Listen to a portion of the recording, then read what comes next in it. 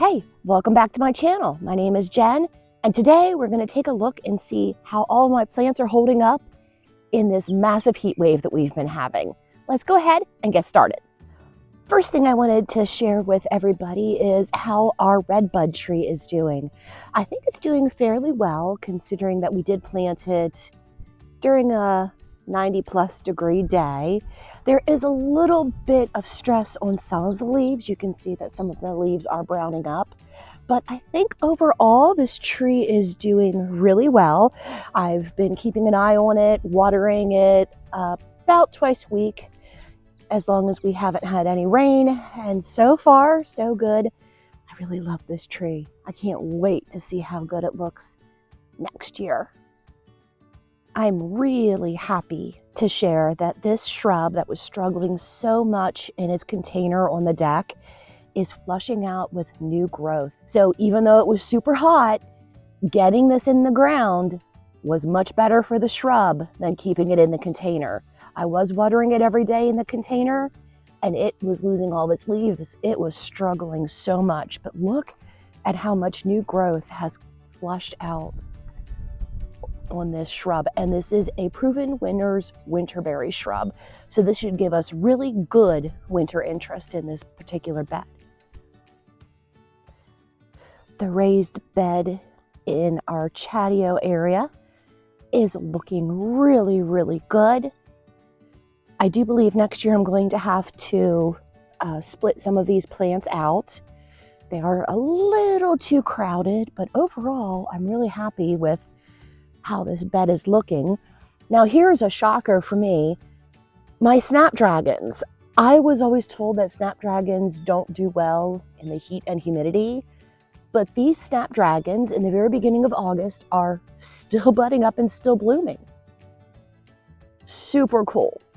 So I'm really, really happy with that, and I'm going to make a note to definitely get more snapdragon seeds so I can sow some more next year. All right, moving down in this raised bed, I did remove all of the beautiful larkspur that was here earlier, and I did throw the spent blooms down. You can see right here where I threw down a whole bunch of the larkspur stalks so they could all reseed for next year. And then I planted zinnia seeds. I direct sowed these in the ground. The zinnias are fantastic to direct sow. They just give and give and give. I did not pinch these back. So pinching back a zinnia, if I wanted to make the plant bushier and make it have more blooms, I can go ahead and you see, I'm going to pinch right here. I am going to lose a bud, but it is going to make the plant grow that much bushier. But you can see these are going to be a beautiful pink color. So pretty. Very, very, very pleased with the zinnia. The Dara is still looking good, and you can see that we have some pink cosmos growing as well. That is looking fantastic. More zinnias. And now let's walk down the path and see how these beds are doing. I'm very confused. So I have 3 phlox and the one just completely died off. I don't know why, but I do believe within the next couple of weeks I might be doing a little revamp on this upper bed anyway. The whipcord arborvitae looks like it's very unhappy in this location, so I'm going to move it later on this season. If it doesn't look good next year, we'll get rid of it. Shrub roses are still giving it its all. Here is an oh so easy rose that I think is looking fantastic. It's getting a new flush. And here's another phlox that should be 3 times taller than what it is, and it's dying. So I don't know if it's the humidity, the intense heat, not sure what's going on, but this phlox is not loving its life. We'll see what it does next year, and if it doesn't perform the way it should, this one's going to go too. My evergreen tree is starting to candle. You can see the little candle spikes in it. So cute. That's growing really well. And here's another interesting surprise. These 3 roses just aren't happy in this location. So these are definitely going to be moved. I've been fertilizing them. Don't know what's going on, but they are not happy. So here's another thing that will be located into a different area. And then if they don't make it, they're out of here. And let me show you this view. The limelight hydrangea tree is in its glory, the beautiful blue evergreen. And you can see also that my white gladiolas are finally starting to bloom. Super exciting. All right, here are some more zinnias that I self-seeded, and I did not pinch any of these back. And here is the crabapple tree that I planted. And I think this is just going to give the perfect amount of shade down in this area, because this is such a hot area. And it's just, yeah, it just gets full sun and it's super, super hot. Here are zinnias that I did pinch back. And look at how full and beautiful they are. Now I'm thinking maybe I need to go up and pinch my other ones. But I am loving how this little happy patch of annuals is looking down at the bottom of the raised beds.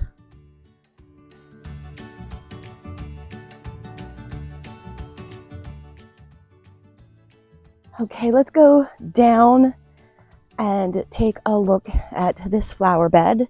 This is the last flower bed that husband and I finished mulching. I believe we did this about a week and a half, 2 weeks ago. The magnolia is absolutely stunning.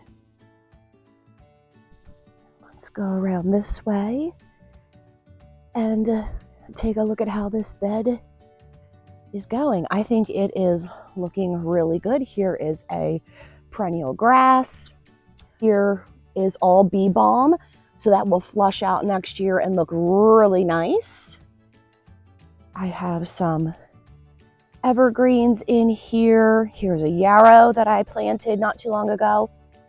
It's doing just fine. Now here is a phlox that is looking good. You can see the stems are not in too bad a shape. So why this phlox is doing good and the other ones aren't, not quite sure.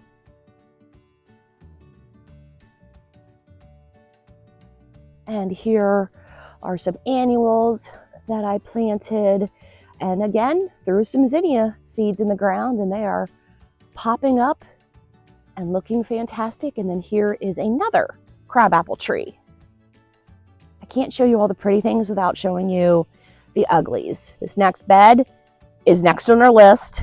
Don't worry, we'll be taking care of it, but there are weeds that are almost as tall as me in this bed.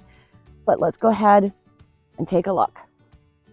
Okay, we are at the shed bed, and this is the area that will need to be weeded and mulched. Let's go ahead and start down here at the very bottom of the bed. This is where I keep most of my gardening stuff, in this little shed, but she needs some work. Here is a Rose of Sharon that surprisingly does get enough sun to bloom. And I do see some weeds, but here is the bed.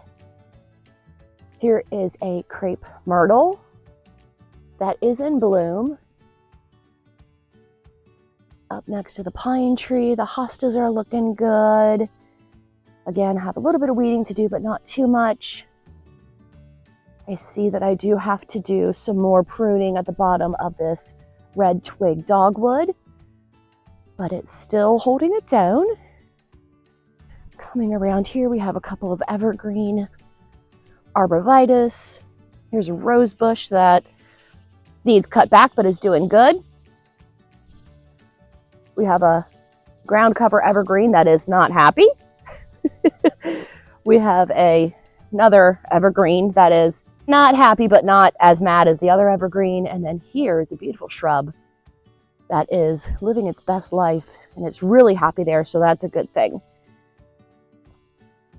Here's some more shrubs, and then here is the really, really bad part. Oh boy. Okay, so here is lamb's ear that needs to be cut back, and over here is a whole bunch of lovely weeds in front of this poor tree that we transplanted. Now, the tree is not happy, of course, but we're going to wait until next year and see how it looks. If it doesn't look good next year, if it doesn't flush out the whole way, we're going to rip it out. But I wanted to give it one more try in this location, and it's still hanging on. So hopefully next year, this tree will fully recover. Fingers crossed that it takes. Okay, moving on. The shed is also on a list of things that needs a refresh. We need to power wash. We need to clear coat the deck part again. And then I think I'm going to decorate this bad boy up for fall. I'm thinking pumpkins and corn stalks and a whole bunch of cool stuff. Here is the other side of the shed bed, and this is looking really good. We laid a whole bunch of cardboard down, compost, and then mulch. We used the no-till method for this. That's in a previous video. And then here is a Kwanzaa cherry tree that we planted, and it's doing okay. It's doing okay. Considering we planted it in the dead of the summer, in all the heat, a little bit of struggle, but nothing that I'm concerned about. We are keeping an eye on the watering, and we will see what happens next year, but I think this is going to be beautiful to see in the springtime when it flushes out with all of the pink blooms. And then here is the rest of the shed bed. We have some autumn joy sedum, some ferns. Here is the dwarf weeping willow tree. And then we have a couple of salvia right here and a whole bunch of ground cover. This could be tidied up a little more, definitely, but for now it is okay. Oh, that's pretty. I just wish that rose bloomed more than once a year. Hindsight. And had a fragrance. It does not have a fragrance either. And I think I'm going to be doing a really hard rejuvenation prune on this coming up in the winter time to help it flush and grow out, because I lost a lot of branches in some storms this year on this rose. Let me just give you a slow pan of how the back of the house looks. I'm pretty pleased so far. Looks like it's gonna rain. It is so humid. It's like 10,000 degrees out and 1,000,000,000% humidity, which is why my hair is so wild.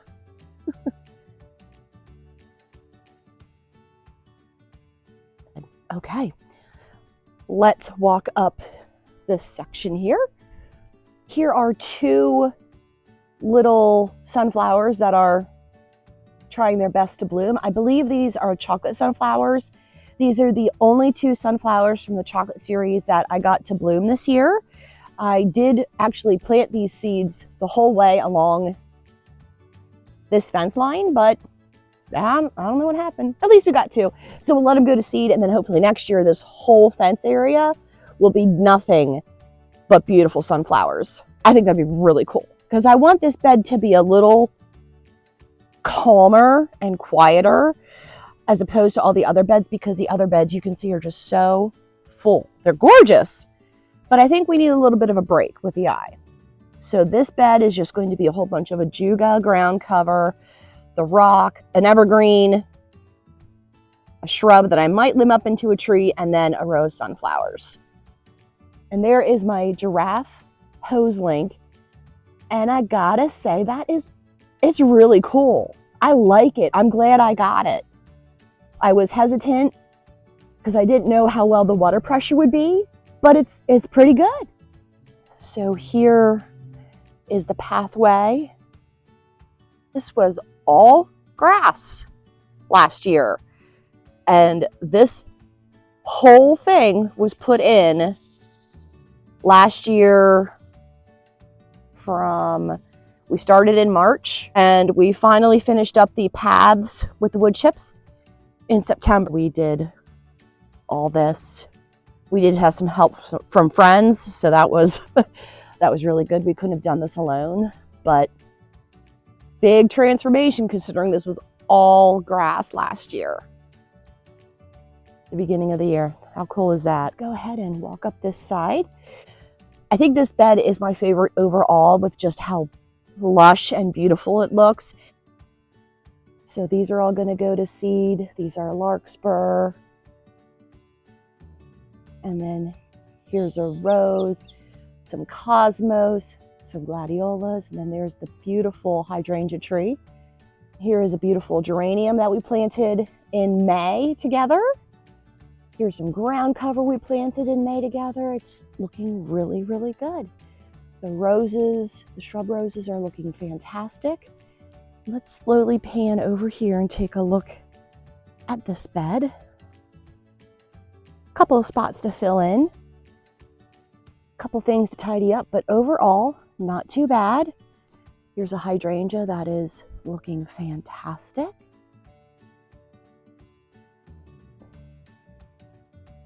Go ahead and walk up a little more.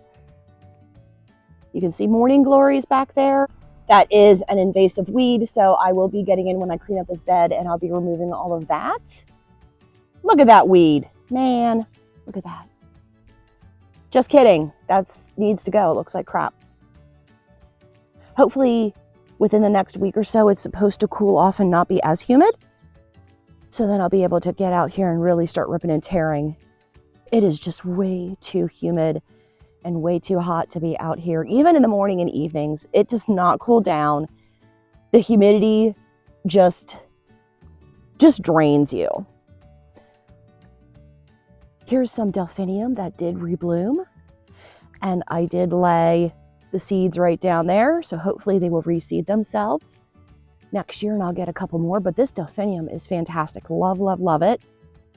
This is a butterfly bush, and it's struggling. I think it got too much water. Butterfly bushes do not like a lot of water, so I am not going to be supplemental watering this at all for the rest of the year.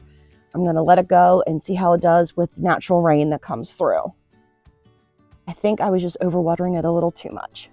But on a good note, the geranium that we planted earlier in the year, the beautiful annuals are looking fantastic. And then this little ground cover is looking just so sweet. Look at the little purple flowers. How cute is that? Then up here is our blueberry shrub that is almost done. And then walking up here, you can see here is the chatio area. And again, the beginning of last year, this was all grass. The only thing that was here was a smaller version of this raised bed. And then we did plant this holly hedge 3 years ago. But other than that, this was all grass. So we wanted to connect the flower beds and have a nice pathway down to the shed. And I wanted to have a nice pathway down into the grass.